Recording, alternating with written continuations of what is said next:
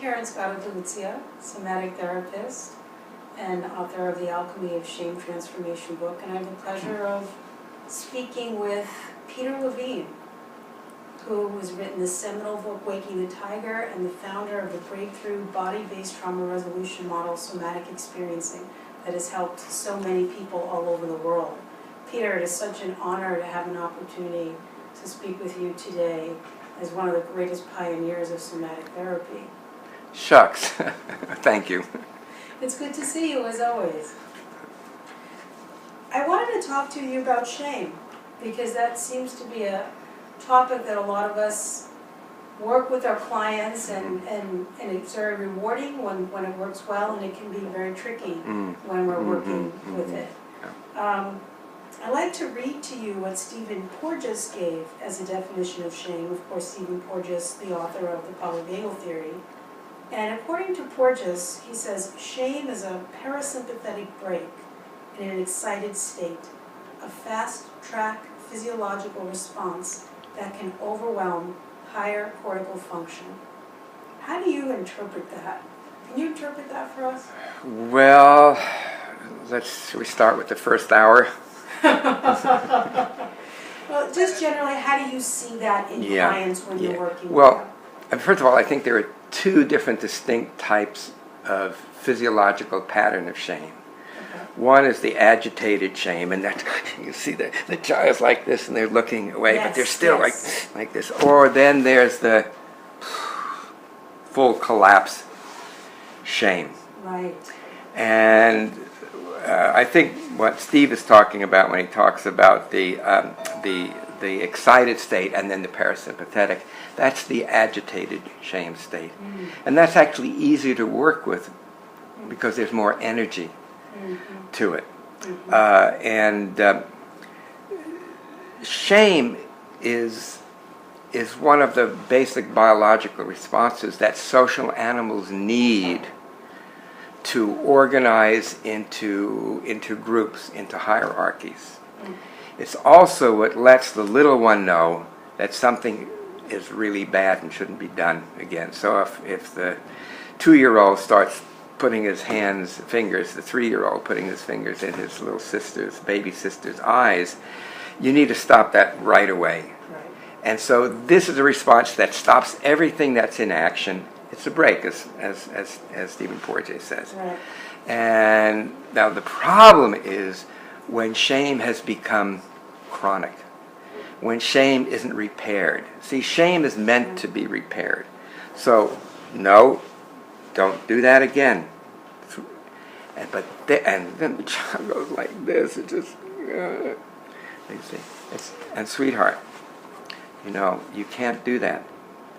But it's not that you're a bad person. We love you. And they get the hug. And it gets repaired.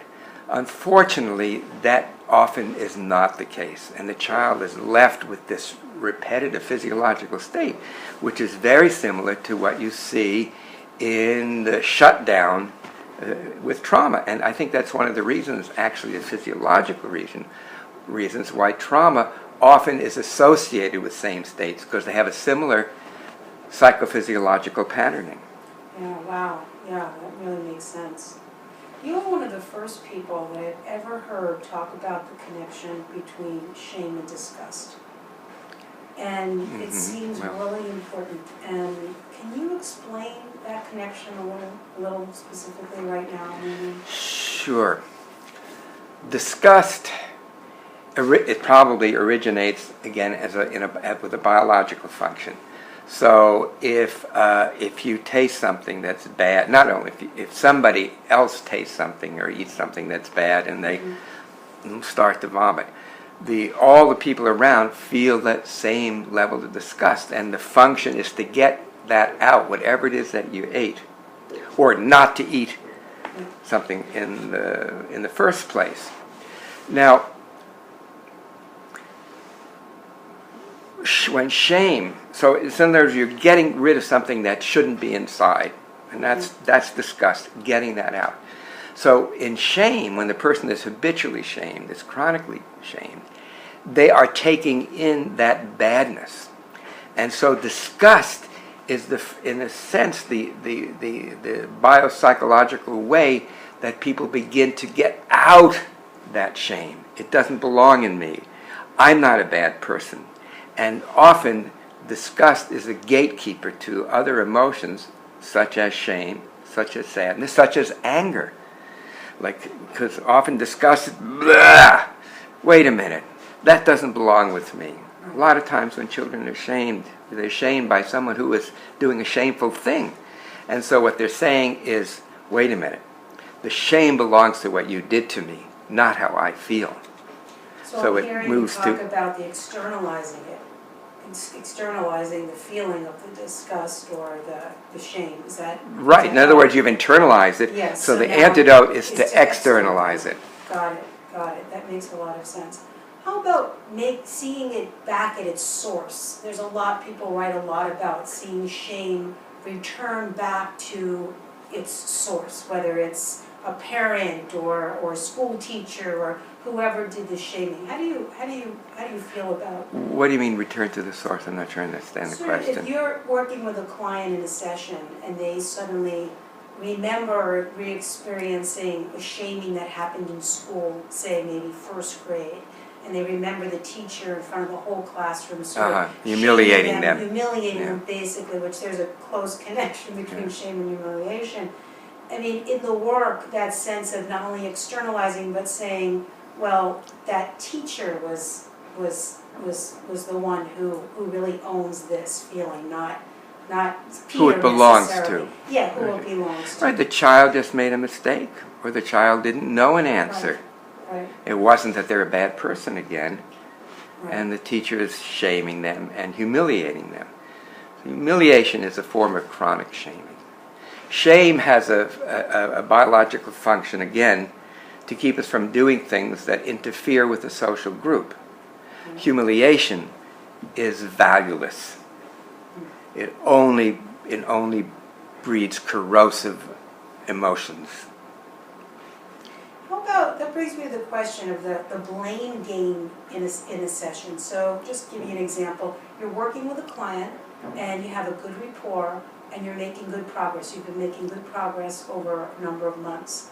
And then they come into your office and suddenly they're sort of blaming you, seems like, for everything, including the fact that it's a rainy day.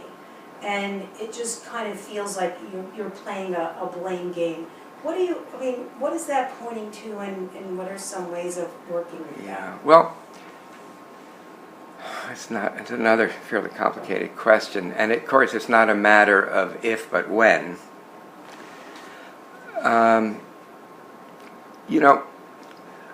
We try to explain to ourselves how we're feeling, and often that becomes externalized as blaming somebody else. Now, the person may have been making good progress, getting good feelings. Now, remember, there's no way you're going to get good feelings without there also being the swing to the other side, which is some kind of a bad feeling. And again, well, if the person, look at it this way, if the person is really lauding the therapist for helping them get at the good feelings, then a good therapist says, well, granted, I was your guide here, but this is something that you did. Because if it became something the therapist did, then when you're feeling cruddy, then it's the therapist's fault that the sun's not shining. Right. So that's something you can maybe get at the pass. It kind of brings me to this question of need-based shame.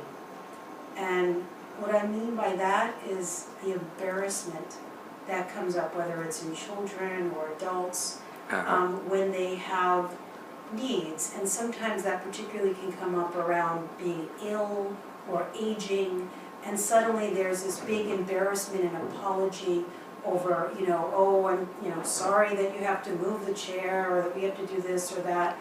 And I'm just sort of, I'm wondering, because we often see need-based shame as some kind of attachment wounding. I wonder if you see it in that way, and if you do see it in that way, when we work with it, are we working first with attachment And then with the shaming, or how do you even see the need-based shame kind of piece? Well, I'm going to insert something here first. Good. Not shyness. Huh. And shyness is a natural developmental phase of vulnerability, and also the feeling that someone, the adult, the parent, can see through you, see into you. And that can evoke a disgust or shame or a disgust response, because they're seeing inside your viscera, inside your gut. But the shyness itself is part of spontaneity. Wow. So it either goes in that direction, as in terms of spontaneous playfulness, or if the parent is penetrating, I don't mean necessarily sexually, Yeah. but penetrating with their attention, then that can turn into shame. And a lot of times when people feel the spontaneousness, they then fall back into shame. And in other words, they don't get, wait a minute, this is actually a good feeling. This is a healthy feeling, a salubrious feeling. That's really fascinating. I'm trying to think in a session, if I was working with someone in a session and that came up, where they kind of felt like there was a way that they were being penetrated in some shyness. Or being seen. Yes, or being seen. How I would sort of work with that so that it didn't fall in the shaming side, but into that more of that spontaneity and the flow of it. That's right. Well, I think that's the key right there, is to be able to access that playfulness. The playfulness, yeah. And to appreciate the shyness. When you see 4-year-old kids and they're going like this is like, whoa, aren't I just great? and that's, and that's when the parent could be, yes, you are great. You are great. And by the way, you still have to eat. You still have to eat your spinach. Yeah, you still can't pull your brother's finger off or something. Yeah, all of these kind of things. Sure. Yeah. Well, it kind of moves me into a question that I wanted to ask you about proprioception. And I know that you recently published an article through Dartmouth on research that... Well, through Frontiers, consciousness, psychology consciousness, Yeah, and the base of that was the link between proprioception and healing trauma, am I right? Yes. So I'm just thinking about that because you're talking about the playfulness in a session, and I wonder if we can apply that idea of clients using different proprioceptive methods also with shame and the shame resolution. Right. Again, you have to be careful about that, because if you just have the person go into their body when they're feeling shame, they are very likely just to collapse into it.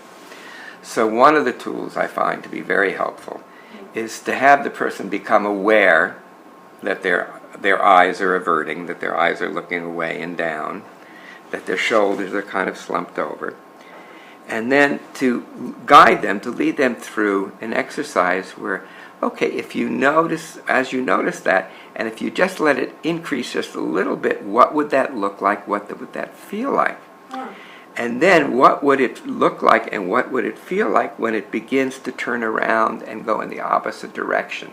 So you're going into the shame posture, physiology, and then out of the shame, physiology posture, moving back and forth. And then you're pendulating, you're shifting so you don't get stuck in it. And then, because that's the problem with shame. Shame itself isn't the problem, it's getting stuck in shame. And a lot of times children aren't respected. And that is an injury. That is a deep injury. Yeah, loss of dignity. Loss of dignity. That's right, because children deserve dignity.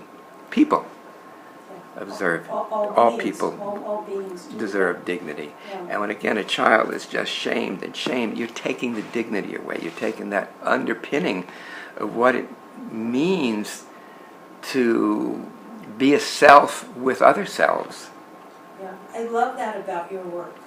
I love that you speak about dignity, and when I watch you work with people, that you actually work with that issue of, of dignity. It's just so moving and touching to me. And I think it's a huge, huge piece that's missing in a lot of therapeutic approaches and... Gosh, I hope not.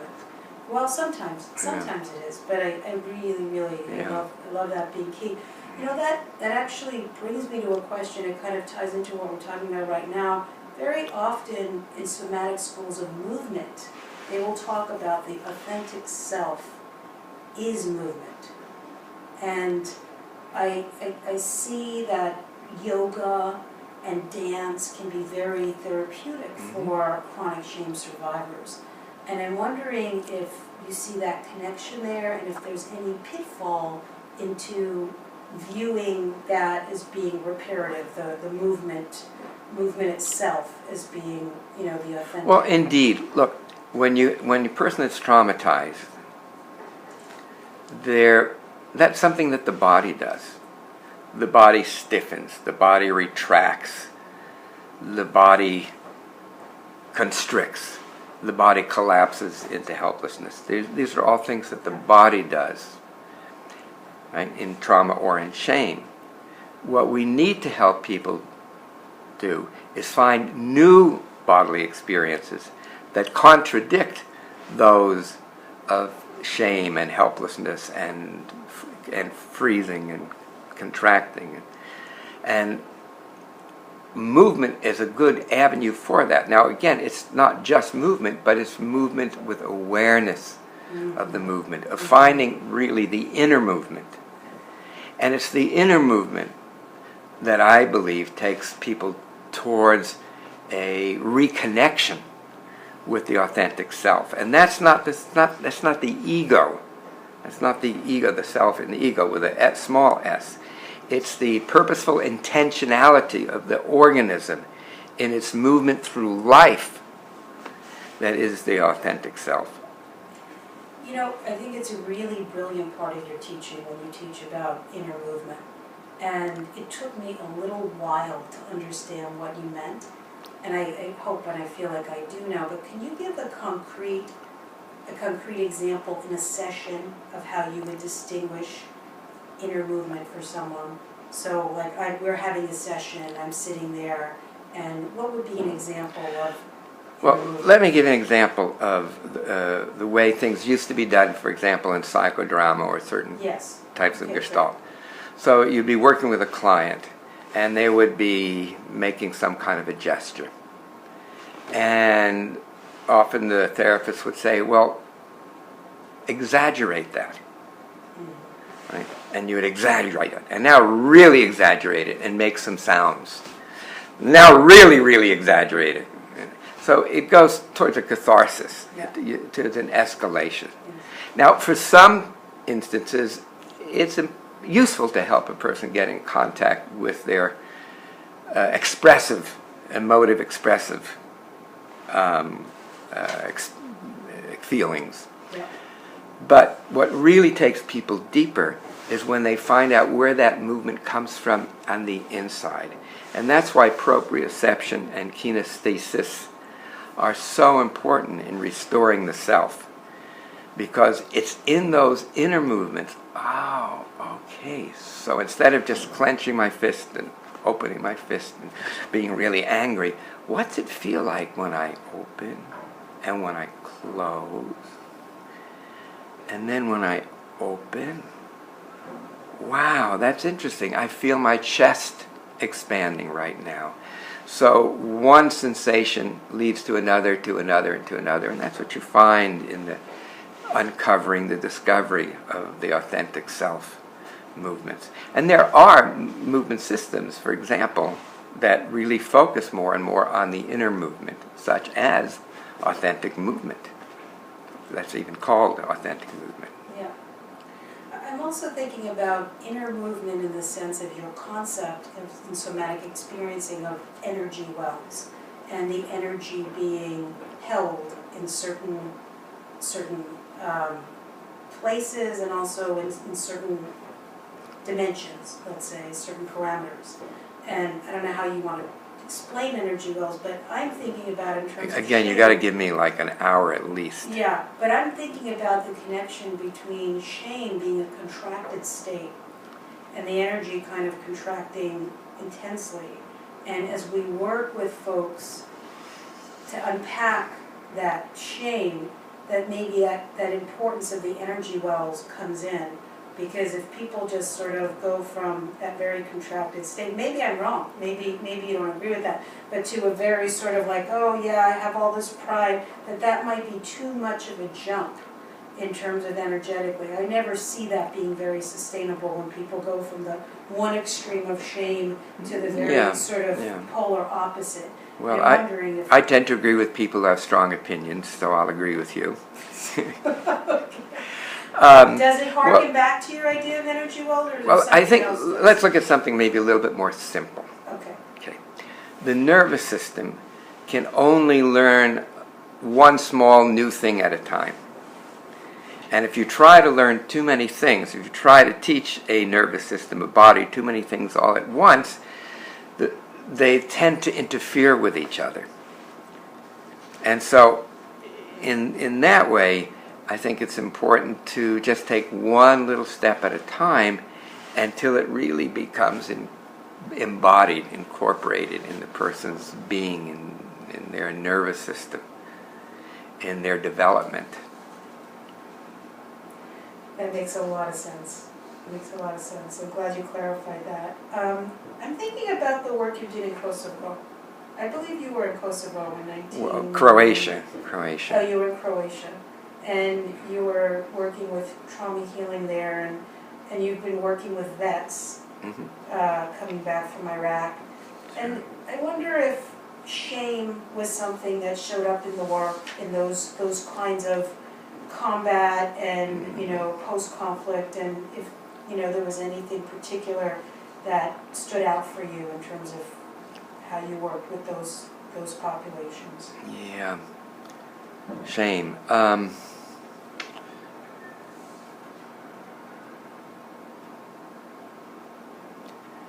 Well, many times shame comes up because people perceive that they weren't not only able to protect themselves, but to protect their family and people from their villages and so forth. So often shame comes in that way. And again, in the military, you're not supposed to need help. And so if you feel helpless, then very often shame gets attached to that. Right? Because you're supposed to be strong, you're not supposed to need other people's help, but we do. And not only, we need each other's help when we're in the battlefield, right? And that's where most military folks are trained. You are family, and everybody's life depends on everybody else being by their side. And if something happens to somebody else, often a lot of shame is experienced around that.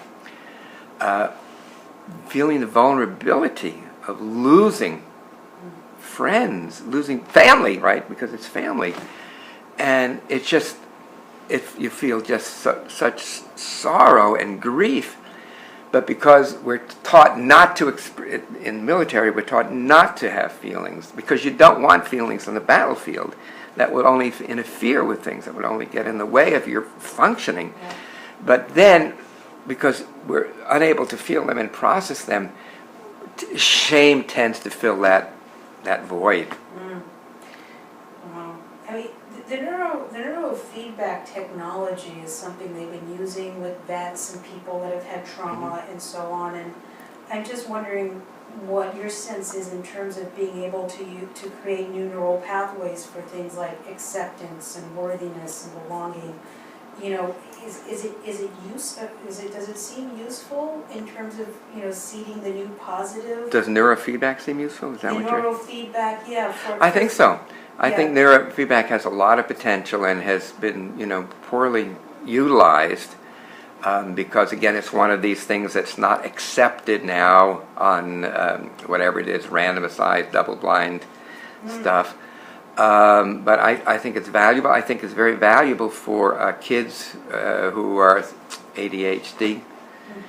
And I think that should be tried before giving them these heavy medications, which many of these kids are on.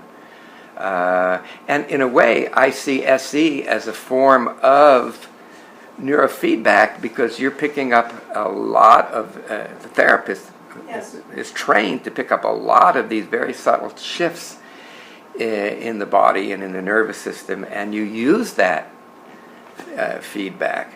But I think as a self-help tool, neurofeedback is very useful. Yeah. It's a very good mindfulness enhancer. People talk a lot about mindfulness and how important that is for shifting so many things, including shame. And I think you would probably agree that it's a very powerful tool.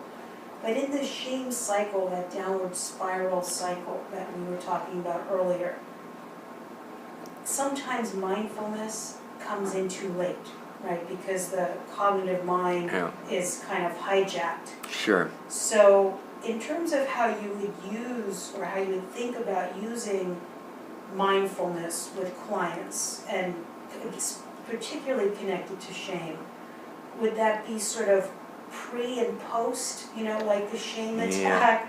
So well, I think people are becoming more nuanced in mindfulness work. Mindfulness isn't just, it's not like just meditating. It really is, I think that should legitimately be called embodifulness as well. Because, if all you do is be aware of what's going on, if it has to do with trauma and shame, that's not going to change it. Just being aware is not enough. You have to find ways to shift it. And, I was just presenting at a conference on mindfulness and compassion, essentially. And there were some of the really good people in mindfulness were there. A guy named Rick Hansen. And we had a really nice connection, and I was really pleased. I actually asked him a question during his lecture, and then the next slide he was answering my question. So we laughed about that. And because, again, it's those of us who started working with the body in the 60s, we're kind of glad to see that people are catching up. Indeed, yeah. But I think it's now a point where the body awareness is now becoming part of the whole mindfulness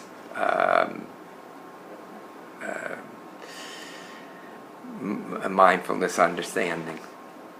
Well, my final question really looks toward the future, and it's kind of asking the question: do we humans still need shame? As we evolve in this, our consciousness evolves and society evolves, can we replace shame with compassion and awareness, or do we need shame for accountability? Well, okay, in the ideal world, right, where everybody's the Buddha, right, we don't have any use for shame. In the meantime, that's a hard one, right? You think of a time when you had an argument, you did something that was really a little bit cruel to a friend. And then you realize, oh my gosh, I'm sorry. I apologize for that. And that's important. And that's shame that gets you to apologize. Now, if you're totally aware of everything, well, you're not going to do that. But in the real world, we're doing it all the time, and the question is whether we repair it. And I think that's an important thing that people learn in having a healthy relationship, is the ability to be vulnerable and to repair something that's done where you transgress on a person's dignity. Mhm. And I guess having compassion for the self, when you've made that transgression, that's where the compassion comes in also. That's right. Right? Having. Yeah. I mean, all compassion really begins with self-compassion, but we usually don't get to self-compassion until we are able to feel compassion from somebody else or somebody that had compassion for us. Then we're able to kind of, play the ins and outs of it and be compassionate to others. Well, you have shown so much compassion to the world, Peter. I mean, your work is an amazing model, and I'm so grateful for it every day of my life. So, yeah, thank you for this time, this interview. It's been really rich and informative, and for the somatic experiencing model. Okay, gladly.